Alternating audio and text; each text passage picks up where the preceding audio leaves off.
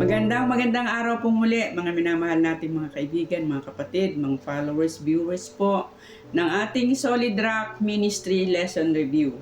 Tayo po'y muling bumabati sa inyo ng magandang araw at tayo po'y nasa ika-4 ng topic sa quarter na ito na may pamagat pong kasalanan ng iglesia.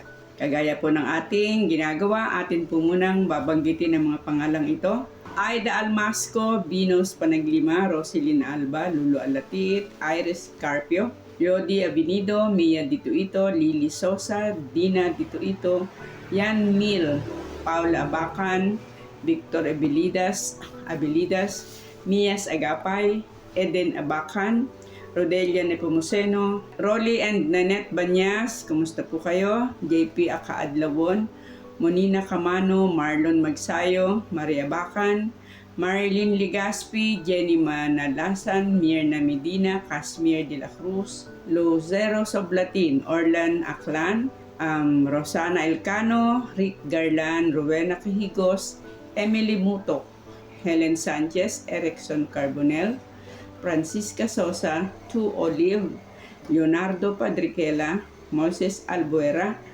Maripe and Gary Villa. Kumusta din po kayong mag-asawa? Glyn Lumaas. Kami po ay nagagalak na muli po tayong magkakasama-sama sa pagkakataong ito. Muli pong babanggitin ko na lahat po ng mga nagsusubscribe, gumagamit ng ating programang ito sa kanilang lesson, quarterly review tuwing Sabado. Kami po ay nagpapahayag ng aming kagalakan sapagkat kami po ay nakakatulong sa inyo. Tayo po ngayon ay nasa ika-4 ng topic, kasalanan ng iglesia. Kagaya po ng ating kinagawian, tayo po muna hihingi ng tulong sa ating Panginoon. Diyos na makapangyarihan sa lahat, kami po ay muling lumalapit at nagpupuri sa inyo sa araw na ito. Tulungan po nawa kami sa muli naming pagtalakay ng topic na ito sa aming lesson review. Gabayan po kami, bawat isa sa amin, buksan ang aming mga puso at isipan, ang aming mga damdamin upang ito po'y aming lalong maunawaan. Patawarin po kami sa aming mga kasalanan, Panginoon. Pundalangin namin sa pangalan ng Jesus. Amen. Ang ating pong talatang sa uluhin ay makikita natin sa 1 Corinthians 6:19. O hindi ba ninyo nalalaman na ang inyong katawan ay templo ng Espiritu Santo na nasa inyo, na tinanggap ninyo mula sa Diyos at kayo ay hindi sa inyong sarili? Sapagkat kayo'y binili sa isang halaga, kaya tawalhatiin ninyo ang inyong katawan ng Diyos. Ang ating isipan ay tulad sa isang espongha. Lahat ng makita, marinig, mga karanasan ay pawang natatago sa loob nito. Bagaman hindi natin maalaala ang lahat, subalit naririyan lang ito. Ito ang dahilan bakit tayo ay nakakagawa ng ating mga ginagawa, bagamat hindi ka nais-nais, sapagkat yun ang laman ng ating utak. Tulad sa pagkakaroon ng maraming iba't ibang pamantayan na siyang nagdadala sa di pagkakaunawaan at pagkakaroon ng pagkakahati-hati sa iglesia o sa pamilya. Titingnan natin ang ilan sa mga nabanggit ni Pablo na mga kasalanan sa Korinto na pawang bunga ng kanilang nakikitang ugali sa kanilang paligid. Papaano ninyo ito tinutugunan at ano ang kanyang mga payo? Paano naman ito natin gagawing gabay sa ating kapanahunan? Narito po ang mga katanungan na tatalakayin sa araw na ito. Number 1, ano ang mga kasalanan ginagawa sa iglesia ng Korinto? At paano ito dapat pakitunguhan ng iglesia? Number 2, ano ang layunin ng disiplina sa iglesia? Number 3, ano ang sinasabi ni Pablo tungkol sa pagsasakdal ng isang kapatid sa korte? Hindi ba't ang mga nasa pamunuan ay mga ministro ng Diyos? Number 4, paano maiiwasan ang imoralidad at iba pang mga kasalanan? Number 5, ano ang madalas na dahilan ng pagkahulog sa imoralidad? Balikan po natin ang question number 1. Ano ang mga kasalanan ginawa sa iglesia ng Korinto at paano ito dapat pakitunguhan ng iglesia? Sige po, atin pong titingnan ang sinasabi sa banal na kasulatan sa unang Korinto, Kapitulo 5, talatang 1 hanggang 13. Ano ba ang sinasabi na mga kasalanan na nagagawa doon sa Korinto? Sa kasalukuyan, nababalita na sa inyo'y may pakikiapid at ang ganyang pakikiapid ay wala kahit sa mga hintil na isa sa inyo'y nag-aari ng asawa ng kanyang ama. At kayo'y mga mapagpalalo at hindi kayo bagkus ng alumbay upang maalis sa gitna ninyo ang gumagawa ng gawang ito. Sapagkat ako sa katotohanan, bagamat wala sa harapan ninyo sa katawan, ngunit ako'y nasa harapan ninyo sa espiritu, akin ngang hinatulan na ang gumawa ng bagay na ito, na tulad sa ako'y nahaharap. Sa pangalan ng ating Panginoong Hesus nang nagkakatipon kayo at ang aking espiritu na taglay ang kapangyarihan ng ating Panginoong Hesus, upang ang ganyan na ibigay kay Satanas sa ikawawasak ng kanyang laman, upang ang espiritu ay maligtas sa araw ng Panginoong Hesus. Hindi mabuti ang inyong pagmamapuri, hindi ba ganyo nalalaman na ang kaunting libadura ay nagpapakumbo sa buong limpak. Alisin ninyo ang lumang libadura upang kayo'y maging bagong limpak na tulad sa kayo'y walang libadura, sapagkat ang kordero ng ating Pasko ay naihain na sa makatuwid bagay si Kristo. Kaya nga ipangili natin ang pista, hindi sa lumang libadura ni sa libadura man ng masamang akala at ng kasamaan, kundi sa tinapay na walang libadura ng pagtatapat at ng katotohanan. Isinulat ko sa inyo sa aking sulat na huwag kayong makisama sa mga mapakiapid. Tunay nga, hindi ang ibig sabihin ay sa mga mapakiapid o sa sanlibutang ito, o sa mga masasakim at mga manlulupig, o sa mga mananamba sa Diyos-Diyosan, sapagkat kung gayo'y kinakailangan magsialis kayo sa sanlibutan. Natapat sinusulatan ko nga kayo na huwag kayong makisama sa kanino mang tinatawag na kapatid kung siya'y mapakiapid, o masakim, o mananamba sa Diyos-Diyusan, o mapagtungayaw, manlalasing, manlulupig. Sa gayo'y huwag man lamang kayong makisalo. Sapagkat ano sa akin ang humatol siya na nga sa labas? Hindi baga kayo nagsisihatol siya na nga sa loob? Datapwat siya na nga sa labas ay Diyos ang humahatol. Alisin nga ninyo sa inyo ang masamang tao. Ayan. So, dito po makikita po ninyo na napakalaking suliranin ang nakaharap ni Pablo sa Korinto. Sapagkat mayroong kasalanan na ginagawa sa loob ng iglesia na higit pa sa ginagawa ng mga hintil. Ni hindi nga nakikita sa mga hintil itong kasalanan. Ito yung pakikiapid, at hindi lang basta pakikiapid, sapagkat mayroong isa na nakikiapid sa asawa ng kanyang ama. So talaga po namang napakahirap unawain pa paanong sa loob ng iglesia ay mayroong ganito. Subalit hindi lang po yon. Ito'y ipinagmamalaki pa. Ha? At hindi lang yung gumagawa ang nagmamalaki, pati yun namang mga nakakakita ay para bang natutuwa pa. Alam po ninyo kapag kaminsan ay ganyan po talaga ang makikita natin sa loob ng iglesia. Mayroong mga kasalanan na ginagawa na hindi nga ginagawa ng mga hindi mga mananampalataya. Subalit maliwanag po ang instruction ni Pablo. Ang wika niya, huwag kayong makikain, huwag kayong makipanuluyan, huwag kayong pakipagkaibigan, ang ibig sabihin ng ating apostol, na sa mga gumagawa ng ganitong mga kasalanan. Sapagkat ito ay hindi lang nakakasira sa iglesia, ito ay magdadala na marami pa ang mahawa, marami pa ang makitulad. Ano po? So, kinakailangan huwag raw pong makisalo sa mga gumagawa ng bagay na ito. Subalit mayroon po akong kunting paalaala. Maliwanag po ang sinasabi ng banal na kasulatan na layuan natin ang sinumang gumagawa nito na tinatawag na kapatid. Subalit pagkatatandaan, ibang-iba yung gumagawa sa nakagawa o gumawa. Ano ba? Tatanda po natin yan. Mayroong mga kapatid na nakagawa o kaya'y gumawa ng ganitong kasalanan, datapwat kanila ng pinagsisisihan. Ang problema, kung sila ay ayaw na nating kausapin, ayaw na natin sa kanilang makipagkaibigan dahil siya'y nagkasala, dahil siya'y nagkamali. Ibang-iba po yung gumagawa sa nakagawa. Kapag minsan, mayroong mga kapatid na natutuluyang umalis sa pananampalataya, hindi sapagkat dahilan sila'y nakagawa, kung hindi sapagkat nakagawa sila at yung mga nakakita at nakaalam ng mga kapatid, sila na ngayon ang paulit-ulit na binabanggit yung kasalanan na nais na sanang talikuran nung nagkasala, nung nagkamali. Subalit parating ikinakabit sa kanya yung kasalanan kanyang nagawa.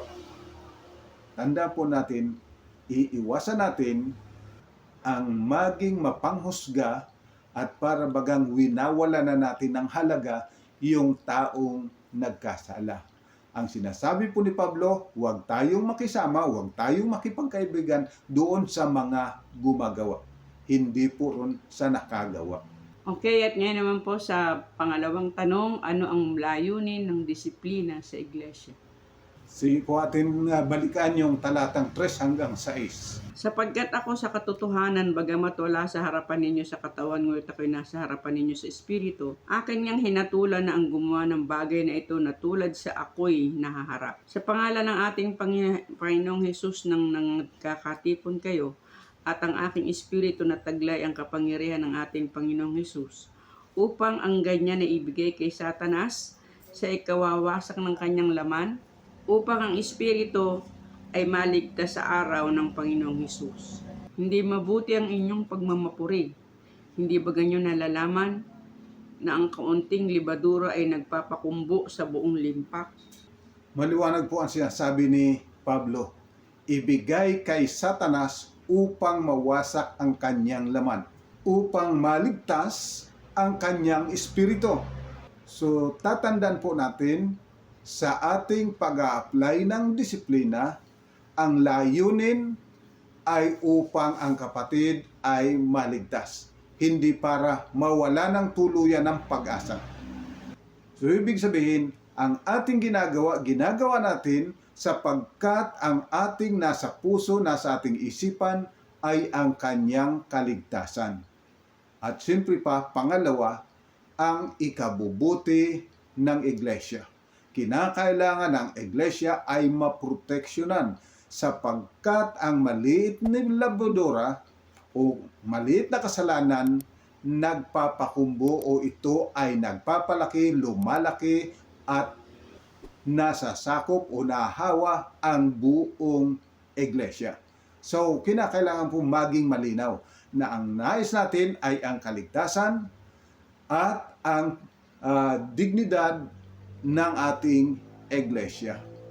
So, iwasan po natin yung mga aksyon, mga desisyon na higit na magpapadiscourage upang ang tao ay magpatuloy. Dapat itong ating ibinibigay na disiplina maging maliwanag na ang layunin ay para sa kaligtasan ng taong nagkasala. Sapagkat si Kristo ay naparito hindi dahil sa mga matuwid, kundi sa mga makasalanan. Okay, ngayon naman po sa question number 3, ano ang sinasabi ni Pablo tungkol sa pagsasakdal ng isang kapatid sa korte? Hindi ba't ang mga nasa pamunuan ay mga ministro ng Diyos? Alright, so ito po ay isang katanungan na mahalagang ating unawain sapagkat maliwanag po ang sinasabi na ang mga nasa katungkulan ay mga inilagay sa pamagitan ng kapangyarihan ng Diyos. Sila ay mga ministro ng Diyos sa katuwiran. Subalit, bakit tila man din kakaiba sa sinasabi ni Pablo sa 1 Corinto 6:1 hanggang 13? Tingnan po natin at ating uunawain. Nangangahas baga ang sino man sa inyo kung mayroong anumang bagay laban sa iba na siya magsakdal sa harapan ng mga liko at hindi sa harapan ng mga banal? O hindi ba ganyo nalalaman na ang mga banal ay magsisihatol sa sanglibutan?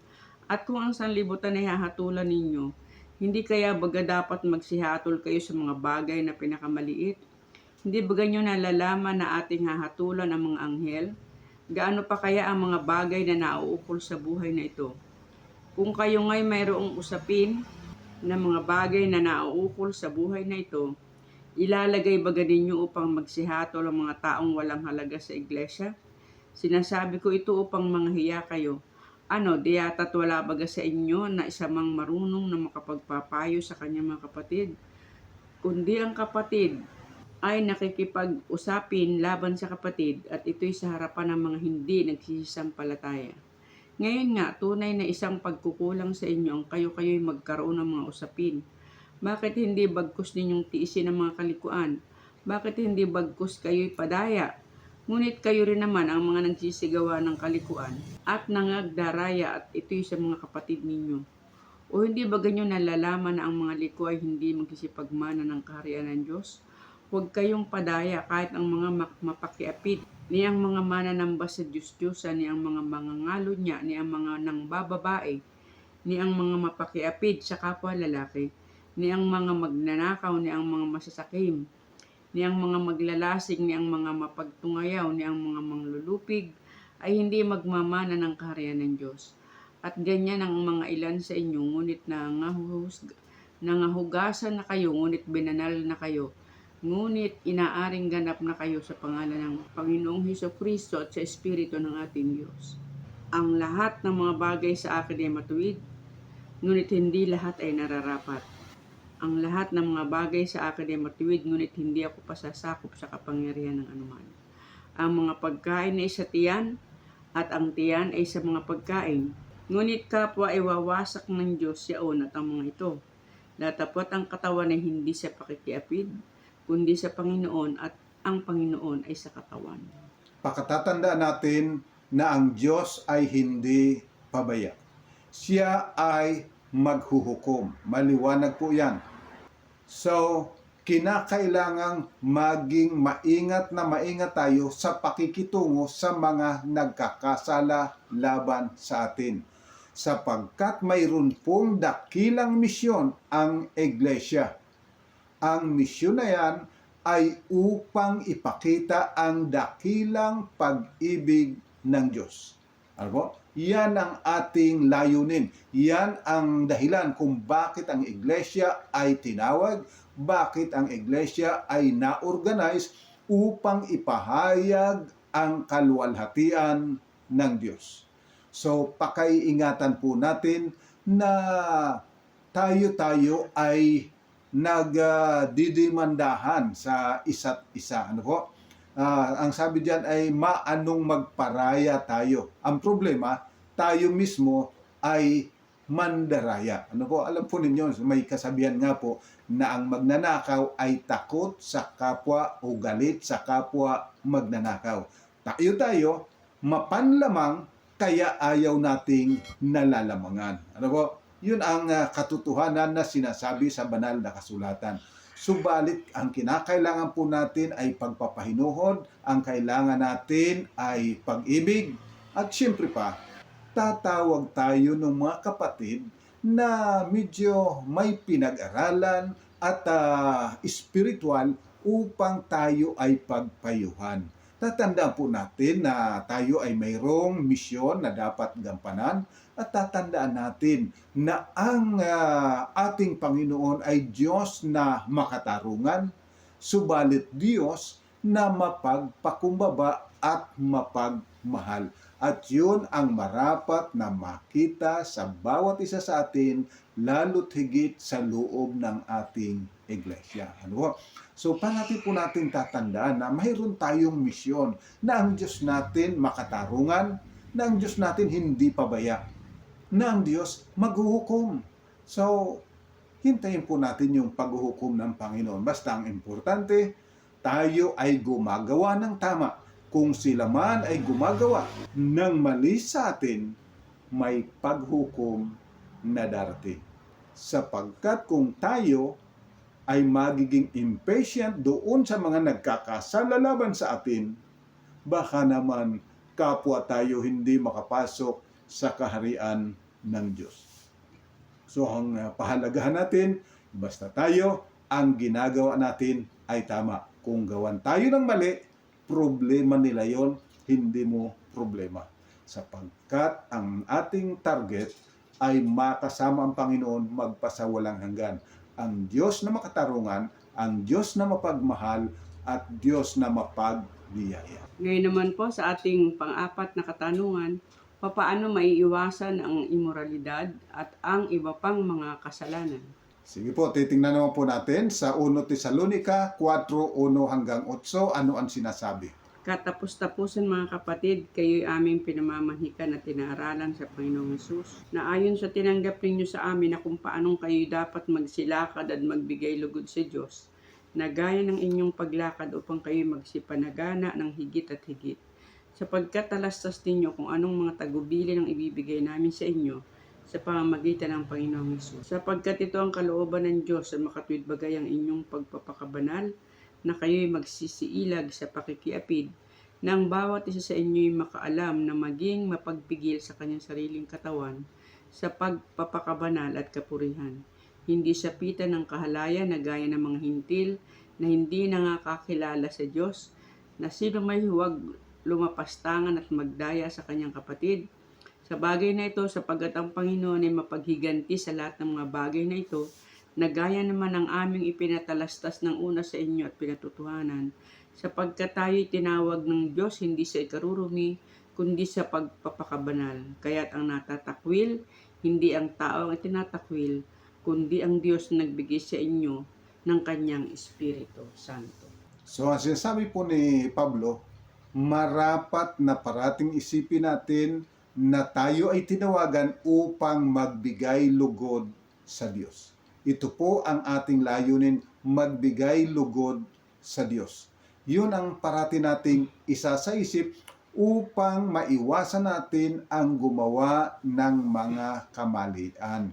At ang pangalawa, pakatatanda natin, tayo ngayon ay mga anak na ng Diyos.